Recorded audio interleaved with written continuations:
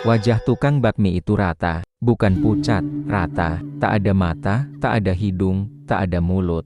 Hanya hamparan kulit yang licin dan samar mengilap, seperti daun pisang disetrika. Belangkonnya menutup dahi, tapi di bawahnya kosong. Di desa Kemantren, malam selalu jatuh pelan bersama bau tanah basah dan suara jangkrik. Tapi sejak awal bulan Suro, ada satu suara lain yang ikut menyelinap di sela angin, kelinting lonceng kecil dari gerobak bakmi. Dulu, suara itu mengundang lapar. Belakangan, justru mengundang merinding.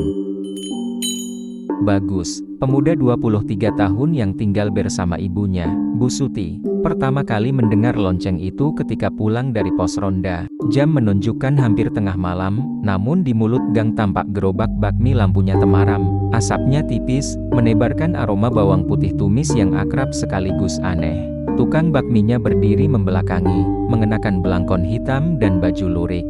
Tubuhnya kurus, gerakannya lamban. Pak, masih bisa pesan?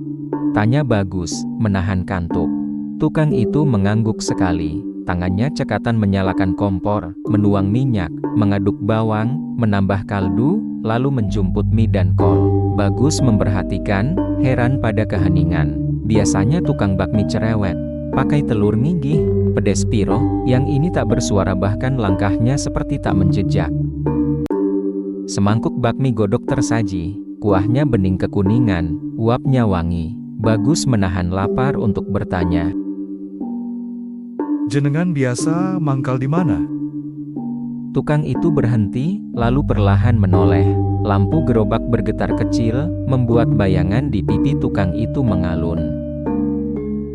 Bagus menelan ludah. Wajah tukang bakmi itu rata, bukan pucat, rata, tak ada mata, tak ada hidung, tak ada mulut. Hanya hamparan kulit yang licin dan samar mengilap, seperti daun pisang disetrika. Belangkonnya menutup dahi, tapi di bawahnya kosong. Punggung Bagus berkeringat serta-merta. Ia hendak mundur, namun jari-jari tukang bakmi sudah mendorong mangkuk ke arahnya. Kelinting lonceng berdenting sekali, nyaring, memecah dengung malam. Dalam dingin yang mendadak basah, Bagus meraih mangkuk itu. Kuahnya hangat, uapnya menenangkan, tapi jantungnya berdebar seperti gamelan dipukul gelap-gelap. Bayarnya berapa? Suaranya serak.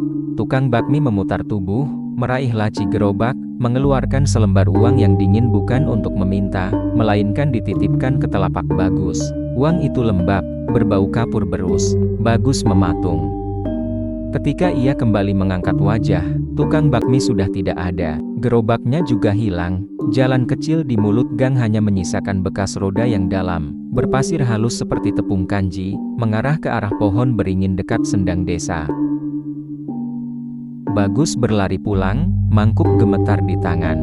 Di teras, Bu Suti terbangun, marah karena anaknya makan tengah malam. Tapi amarah itu menguap saat ia melihat uang yang diberikan Bagus, bukan rupiah, melainkan koin kuno bertahun 1900-an, hijau berkarat. Malam itu, Bagus mencoba menelan bakminya, rasanya tawar, bukan hambar karena kurang garam, tawar seperti menelan air hujan. Dan ketika ia tertidur, ia mendengar kelinting yang sama berputar di luar jendela, berjalan lambat, seolah mengelilingi rumahnya. Keesokan paginya, kabar beredar cepat, Mbah Kandri, penjual kayu bakar, sakit mendadak. Menantunya bercerita bahwa malam tadi ia sempat membeli bakmi dari gerobak keliling yang datang di jam lewat tengah malam. Tukangnya orang ngomong opo-opo ngeneh ke mangkok, terus lungu. Saiki mbah ora gelem mangan, mung ngendelok tembok. Bagus menggigil. Ia mendatangi Pak Dukuh Sastro ke balai desa, membawa koin kuno yang didapat tadi malam. Pak Dukuh menatap lama, alisnya menyatu. Iki dudu duit waras, iki ngundang. Sopo wae sing nampa bakal ketetek. Tegar dan Rasti, teman Bagus, mereka juga mendengar lonceng yang sama beberapa malam terakhir, namun tak berani keluar. Rasti yang suka membaca buku-buku kisah lisan fakta cerita tentang Rai Alus, makhluk yang meniru rupa manusia tapi tidak mampu meniru wajah. Penandanya, mereka jarang bicara, bergerak lamban, dan menyukai jalan yang berpasir. Sering muncul di dekat sendang atau pohon tua. Kenapa bakmi? Tanya Tegar. Rasti mengangkat bahu. Rai Alus suka meniru kebiasaan yang disukai manusia. Mungkin kali ini bakmi karena semua orang suka bakmi tengah malam. Mereka memancing. Bagus menelan ludah. Ia teringat rasa bakmi yang tawar. Rasa tawar yang terasa seperti menghapus bukan memberi. Malam itu, ia dan dua temannya memutuskan berjaga di sudut gang. Mereka membawa senter, garam, dan daun sirih saran dari ibunya. Yen ketemu sing ora jelas. Ciprati, banyu uyah. Pesan Bu Suti. Jam 11, kelinting itu terdengar.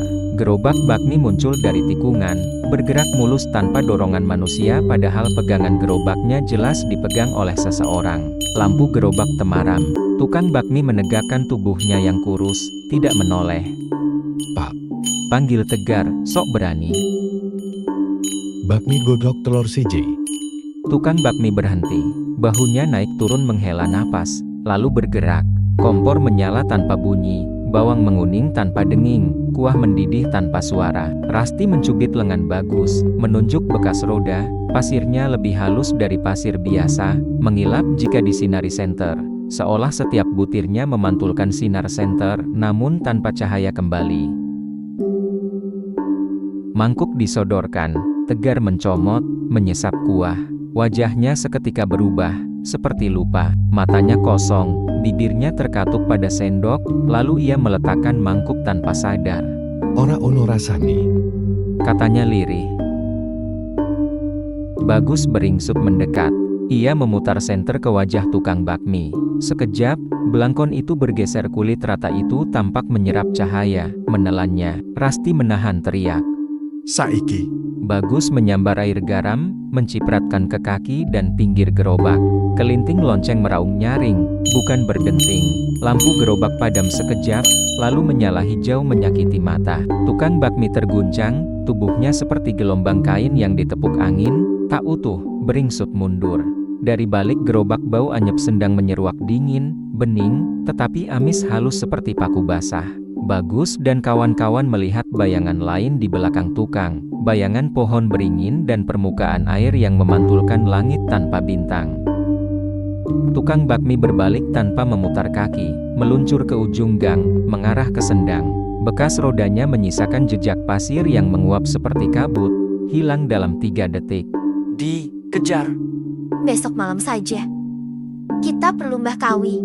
Nama itu membuat Bagus bergidik. Mbah Kawi adalah penjaga sendang, orang yang dipercaya mengerti tata krama dunia yang tak terlihat.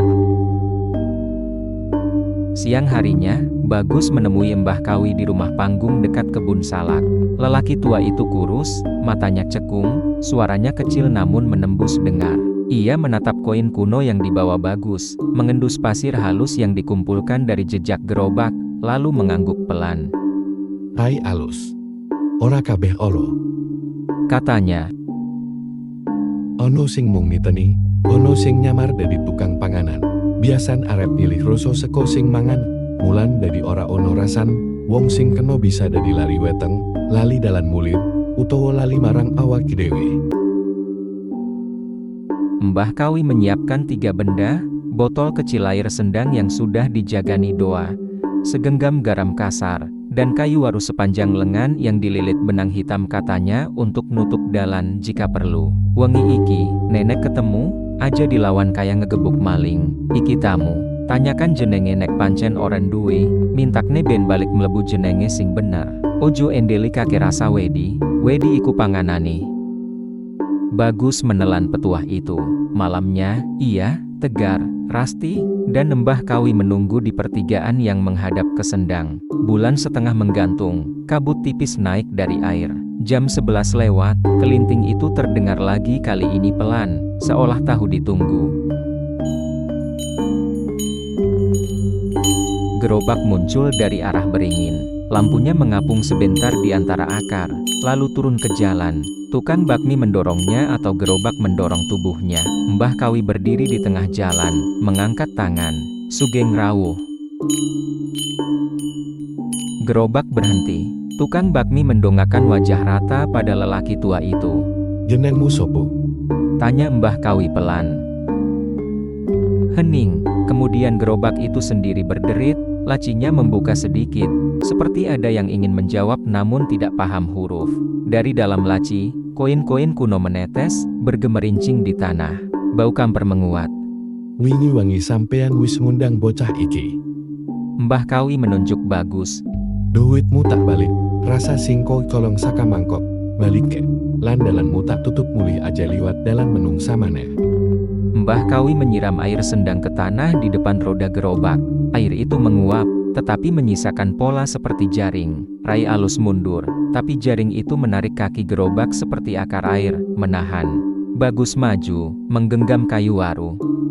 Tukang bakmi menoleh, gestur tanpa mata itu tetap bisa terasa ke arah sendang. Kelinting berdenting 2 kali, pelan, lalu ia mengangkat wajan, menaruhnya di gerobak, dan mendorong masuk ke arah beringin. Jaring air sendang perlahan membuka.